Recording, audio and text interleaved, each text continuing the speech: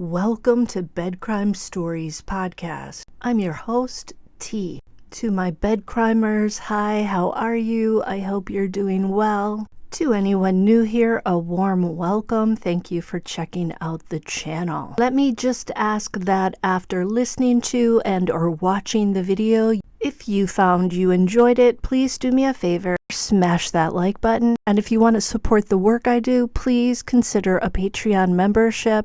You'll find a link in the description. Now, let's dig in. There's no rule in the universe that says a suspected criminal awaiting trial can't become a victim of another alleged criminal. Accused murder-for-hire plotter Lindsay Shiver, the mother of 3 from Georgia, who is awaiting trial in the Bahamas for allegedly scheming with her Bahamian lover and his best friend to do and her husband Robert, has had $200,000 worth of her jewelry stolen. A thief broke into the luxury Bahamian apartment that her parents were renting for her while she was sleeping and made off with a $15,000 diamond lamel bracelet. You can tell from the way I said that I have no idea what that is. A pair of gold rings, which are family heirlooms passed down to her from her grandmother and mother, and $200 cash that was in her purse. I'm assuming her wedding ring was spared since she probably wasn't wearing it, right? One good thing to come from her estrangement from her husband, Robert. Too bad for Lindsay, the thief didn't make off with her special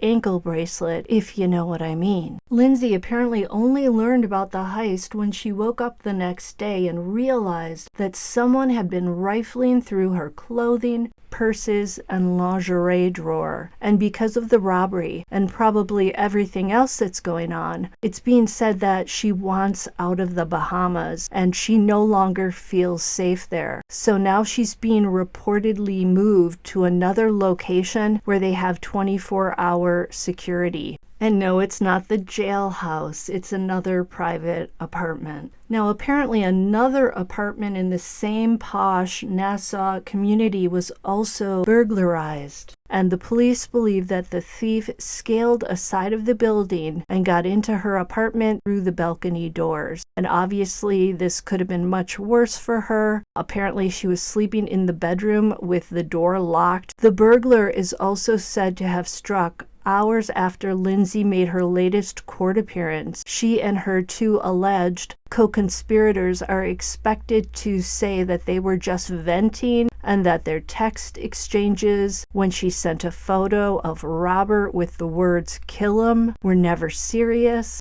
During the latest court hearing, the case was delayed when the prosecutors asked for more time, and Shiver is due back in court on November 6th. It sounds like Lindsay's hopeful she's going to get off of these charges. Unfortunately for Lindsay, she can't leave Nassau as a condition of her $100,000 bail, and it's being said that all she wants to do is clear her name so she can fly back to Georgia and be with her 3 young sons. Robert, who was the target of the murder-for-hire plot, alleged murder plot, apparently is having a romance with Savannah Chrisley. I hope I'm saying that right, of Chrisley Knows Best. Savannah apparently direct messaged Robert on social media after she read about the case, and the 2 have been having dates ever since, and they were even spotted together in LA last month. It sounds like Robert's not wasting any time moving on from Lindsay.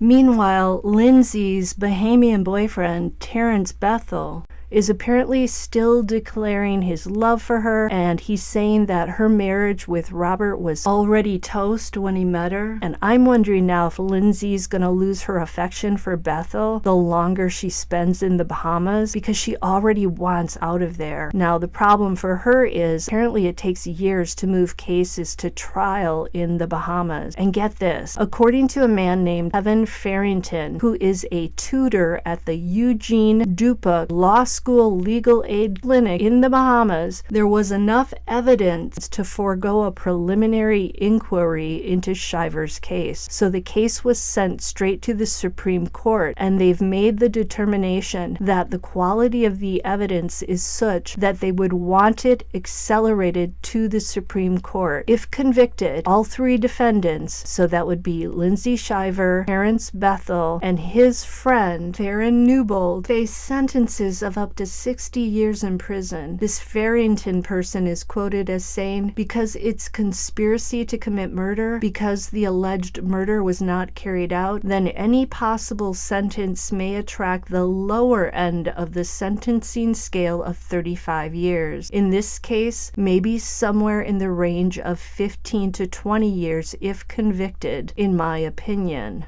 End quote. For some reason, I don't think Lindsay Shiver is getting out of the Bahamas for a very long time. Until the next time on Bed Crime Stories.